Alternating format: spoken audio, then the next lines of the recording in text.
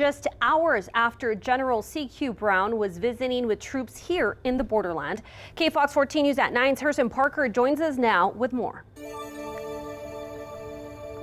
That's right, I'm here at Fort Bliss, the backdrop to President Trump's deportation flights. And as the New York Times reported today, the future site of a deportation facility, as General Charles Brown visited the borderland today to assess the military's cooperation with President Trump's border enforcement. But by the end of the day, Brown himself was out of a job.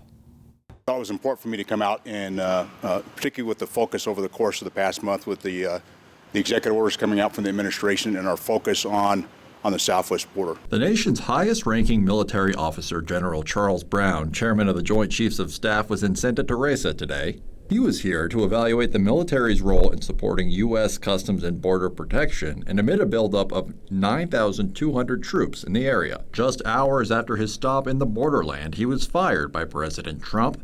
On social media, Trump said, quote, "I want to thank General Charles C.Q. Brown for his over 40 years of service to our country, including as our current chairman of the Joint Chiefs of Staff. He is a fine gentleman and an outstanding leader, and I wish a great future for him and his family." Chairman Brown is an Air Force general who was appointed by President Biden and took the role in October of 2023.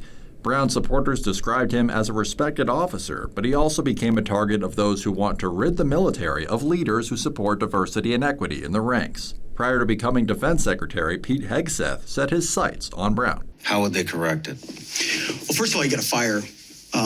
You got to fire the chairman of the Joint Chiefs, and you got to fire this. I mean, obviously, you're going to bring in a new Secretary of Defense. In an appearance on the Sean Ryan Show in November of last year, Hegseth says the culture in the military is undermined by woke DEI initiatives and called for changes. Is that you've got top-down political generals who've gained rank by playing by all the wrong rules. They want a new first here and a new first there, and can we get the first trans this or whatever, that just nonsense.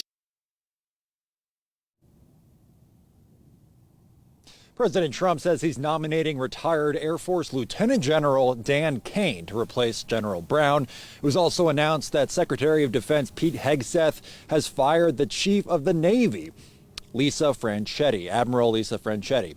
We'll have more on this developing story as it continues. I'm Harrison Parker reporting from Fort Bliss, KFOX 14 News at 9.